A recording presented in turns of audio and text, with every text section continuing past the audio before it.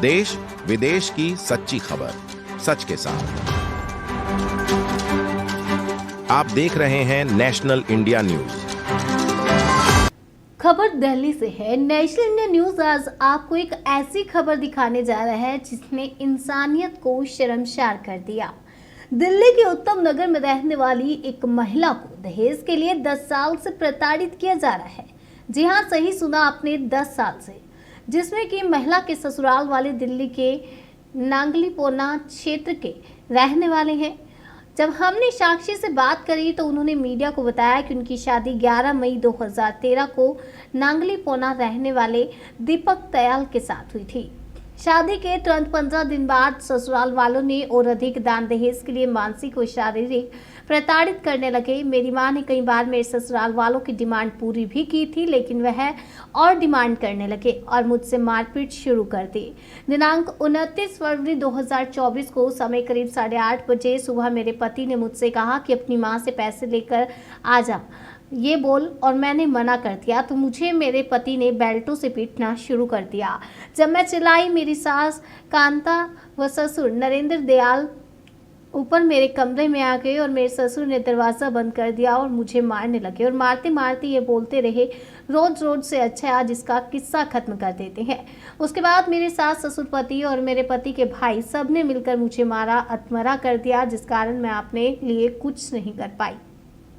मेरी सास ने मेरे पति को चाकू देकर कहा कि इसको मार और मेरे पति ने मेरे पूरे शरीर पर चाकू से वार करना शुरू कर दिया, जिससे मुझे मेरे शरीर पर कई जगह जख्म आए हैं और मारपीट कर तीनों मुझे अकेला छोड़कर कमरे में छोड़कर चले गए। फिर मैंने महिला आयोग को अपने घर फ़ोन किया। महिला आयोग की गाड़ी मुझे इलाज के लिए BJRM हॉस्पिटल लेकर गई और मेरा इलाज हुआ। अब साक्षी इंसाफ मांग रही है, उनके खिलाफ कानूनी कार्रवाई की मांग कर रही है।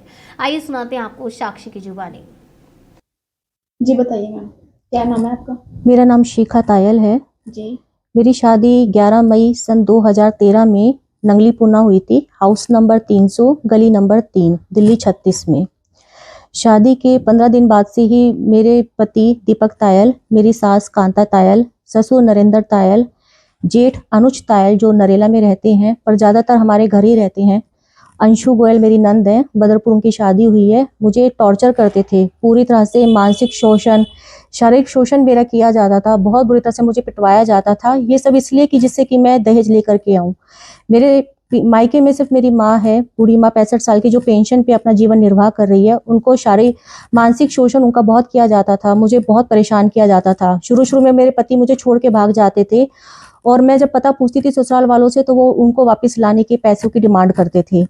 जब हमने पैसा देना बंद कर दिया तो उन्होंने मुझे घर से निकालना शुरू कर दिया। बेरहमी से मारा जाता था, बहुत बुरी तरह से यातनाएं दी जाती थी। मेरे जेठ मुझ पर, जो अनुज तायल हैं, गंदी नजर रखते थे, बहुत पिटवा के जाते थे। मेरे बच्चे को भी मारा पीटा जाता था। उनके जो दादी है, उनके जो ताऊ हैं, वो भड़काते थे और बच्चे को बहुत बुरी तरह से मारा जाता था। कभी आंख पे कुर्सी मार दी, कभी बॉटल से मार दिया, जो हाथ में आती थी चीजें वो मारी जाती थी। तरह तरह की मुझे यातनाएं दी जाती थी। गलत दवाइयां देते थे वो मुझे, जिससे कि मैं मर जाऊं। कभी भी मतलब मेरे को इतना मेरा शोषण होता था कि मैं कई बार सुसाइड करने की कोशिश करती थी कि ऐसी जिंदगी से मैं सुसाइड कर लूं। घर पे बताती थी तो घर वाले समझाते थे उन्हें कि बेटा प्यार से रहो, आप प्यार से अपना जीवन निर्वाह करो। पर मेरे पति को, मेरे ससुराल वालों को ये बात समझ में नहीं आती थी।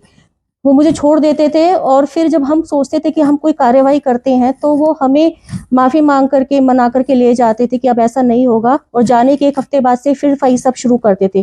खर्चे से मुझे तंग किया जाता था। मैं खाना बनाती थी, रिकॉर्डिंग्स की जाती थी, मुझे ब्लैकमेल किया जाता था कि हम तुम्हारे साथ अच्छी अप्रोच है, हम किसी से नहीं डरते हैं और हम तुम्हें बदनाम करेंगे, तुम्हारा करैक्टर को खराब कर देंगे अगर तुमने आवाज उठाई तो।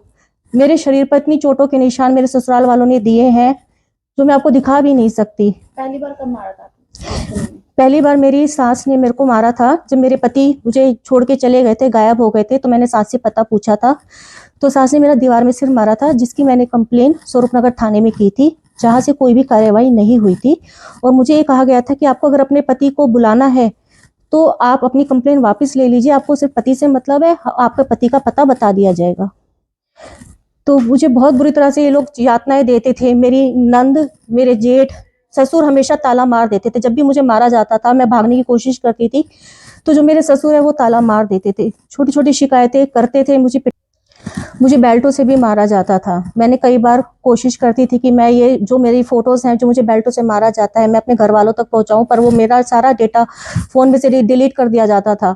मतलब मेरे को इतना टॉर्चर किया जाता था कि मेरे जीने की जो उम्मीद है ना वो मैं बिल्कुल खत्म कर चुकी थी।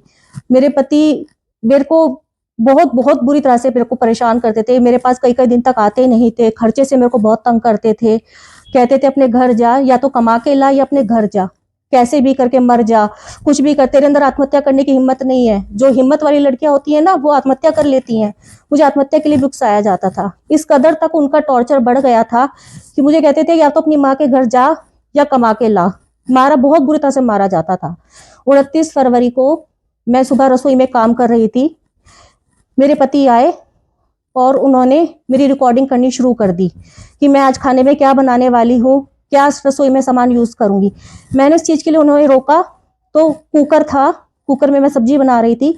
उन्होंने वो कुकर उठाया और मेरे सिर पर कान के पीछे 3 बार उन्होंने मुझे वार किया, जिससे मैं जमीन पर एकदम बेसुध होकर के बैठ गई। मैंने उसके बाद उन्हें रोकना चाहा तो जो स्टील की रई होती है जिसे हम दही बिलोते हैं, उन्होंने वो मेरे सिर के बीच में मारी 2-3 बार। मैंने अपना बीच बचाव करना चाहा, इस बीच में मेरी सास आ गई। ससुर आकर के ससुर ने दरवाजा बंद कर दिया। सास आ गई और सास ने कहा कि रोज रोज का किस्सा खत्म कर, तेरे किसी काम की नहीं है ये, और इसे हमारा सब कुछ पता है, तू इसे खत्म ही कर दे। मेरी सास ने और पति ने मुझ पे बेल्ट मारनी शुरू करी।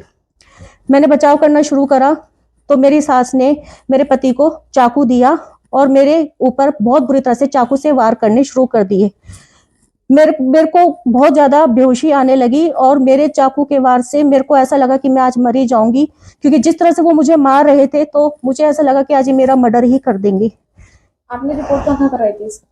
मैंने सबसे पहले फोन किया था महिला आयोग में। महिला आयोग में मैंने फोन करा था तो वहां से अलीपुर से पुलिस आई थी और उन्होंने कोई एक्शन नहीं लिया। मेरे पति ने उनको कमरे में ले गए, उनसे बातचीत करी और उनको भेज दिया गया।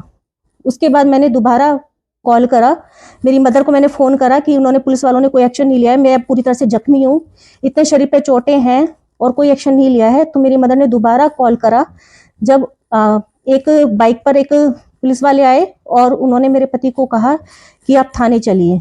तो तब मेरे पति स्वरूपनगर थाने गए और मैं बुरी हालत में खुद स्वरूपनगर थाने अपनी माँ के साथ ऑटो से गई। मुझे कोई भी मेडिकल ट्रीटमेंट तब तक, मैं इसके बाद स्वरूपनगर थाने अकेली खुद बुरी हालत में पहुंची। वहां पे कोई भी हमें किसी भी तरह की कोई सहायता नहीं मिल रही थी। पूरी मेरे को 1-1.5 घंटे तक बिठाए रखा। महिला आयोग वालों को मैं बार बार फोन करती रही, उनकी कोई भी टीम नहीं आई थी। पुलिस वाले लगातार बदतमीजी से बात कर रहे थे, जो स्वरूपनगर थाने वाले हैं। मेरे पति को अलग कमरे में ले जाकर के बिठा दिया। मेरे ऊपर, मैं उनको बोल रही थी कि मुझे फर्स्ट एड चाहिए, मेडिकल चाहिए, कोई सहायता मेरी नहीं की जा रही थी। और पुलिस को मैं लगातार कह रही थी कि सर मेरी FIR फाइल करिए और आप मेरा मेडिकल करवाइए। तो उन्होंने कहा क्या आफत आ रही है, हो जाएगी, आपको थोड़े ही जख्म है। पूरी तरह से मेरा शरीर में से खून निकल रहा था और मेरी कोई सहायता नहीं हो रही थी। फिर महिला आयोग आई, उन्होंने आधे घंटे तक मुझे बिठाए रखा और वो मुझे फिर उसके बाद MLC के लिए लेकर के गई, जहां पर उन्होंने डिक्लेयर किया कि हाँ इनको बुरी तरह से मारा गया है। इसके बाद आने के बाद भी स्वरूपनगर थाने में मेरा कोई भी FIR दर्ज नहीं किया गया। मेरे को शाम तक बिठाया गया, परेशान किया गया। किसी भी तरह की कोई सुनवाई पुलिस ऑफिसर्स वहाँ की नहीं कर रहे थे। शाम को जब हमने बहुत ज़्यादा उनके ऊपर दबाव बनाया कि आप FIR क्यों नहीं कर रहे हैं, तब उन्होंने मेरी ये FIR लिखी, जिसकी कॉपी ये है, आप ये देख सकते हैं, FIR की कॉपी है ये, आप देख सकते हैं। ये बाबू जगजीवन राम में मेरा जो MLC हुआ था, ये उसकी कॉपी है। हम बाबू जगजीवन राम की MLC से सेटिस्फाई नहीं थे, इसलिए हमने फिर दीनदयाल जाकर के दोबारा अपना MLC करवाया, जिसकी कॉपी आपके सामने ये वाली है, जहां भी ये डिक्लेयर हुआ कि बहुत बुरी तरह से इनको मारा गया है, शरीर पर चाकुओं से वार किया गया है। पूरी तरह से ये एक जानलेवा हमला था। आप पुलिस प्रशासन से क्या मदद चाहती हैं? मैं पुलिस प्रशासन से ये मदद चाहती हूँ कि आप जल्दी से जल्दी जो ये दोषी है इनको आप सजा दे, कड़ी से कड़ी, सख्त से सख्त इनके खिलाफ कार्यवाही करें।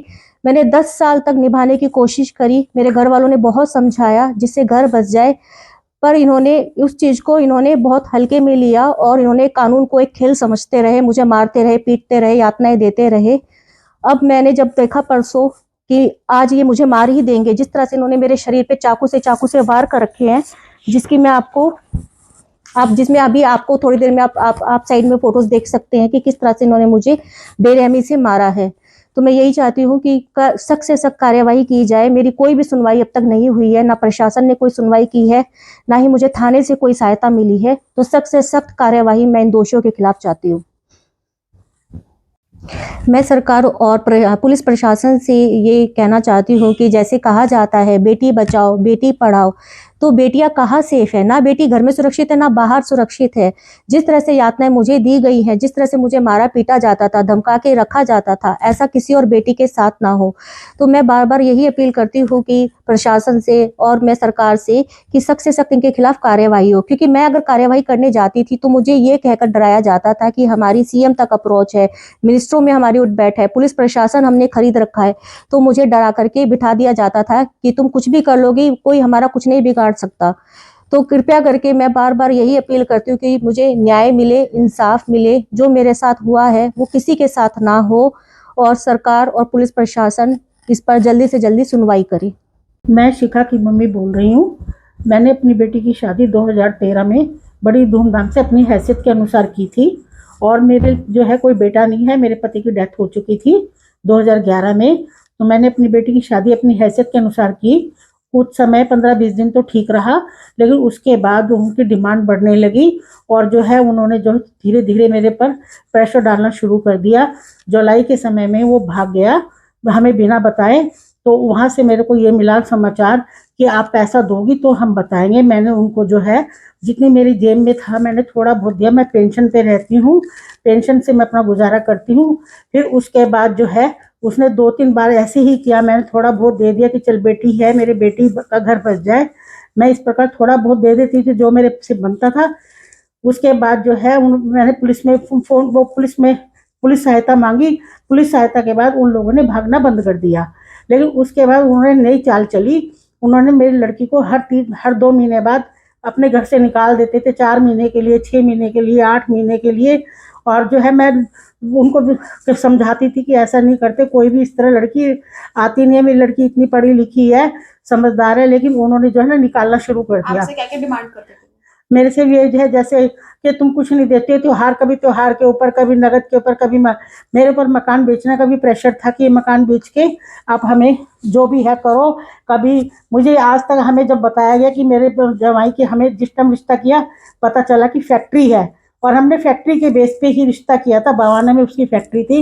लेकिन बाद में हमने जब धीरे धीरे देखा तो हमें पता चला कि हमें ये नहीं पता वो लड़का काम क्या करता है।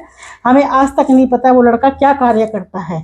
और फिर धीरे धीरे उन्होंने जो है लड़की को मारना पीटना, मतलब हर वो काम किए जो नहीं करने लायक थे।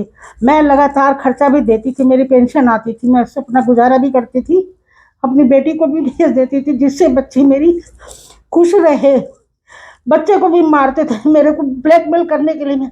और प्रशासन से ये प्रार्थना है जिस हालात में मेरी बेटी के साथ जो हुआ है इनके साथ भी हो। और जिस तरह से मैं 29 तारीख को अपनी बेटी को लेकर भागी हूँ, मेरी कोई सुनवाई नहीं हुई। वहाँ पर स्वरूप नगर थाने में कोई सुनवाई नहीं हुई। मैं एक विधवा अकेली औरत इस तरह से परेशान होती फिरी गई। मेरी लड़की को जो है बहुत टॉर्चर करके चाकुओं से मारा गया, और वहाँ के पुलिस वालों ने कह दिया कि छोटी सी चोट है, कुछ नहीं है। मेरी बार बार यही प्रार्थना है कि इन्हें वो सजा मिले कि जिससे ये पता चले कि किसी की बेटी को कष्ट देना क्या होता है। मैं अपनी जिंदगी में अकेली बूढ़ी औरत अपनी जिंदगी से दुखी हो गई है। मैं जीना नहीं चाहती अब। मेरा ये हाल कर दिया, इसलिए मेरा मानसिक शोषण इतना कर दिया कि मेरे बच्चे के साथ जो किया मैं देख भी नहीं पा रही। मेरा इतना मानसिक शोषण किया है, मेरे साथ इतना इसने गलत व्यवहार किया है, मैं जीना भी नहीं चाहती अब। मेरी सहायता की जाए, मेरी सहायता की जाए।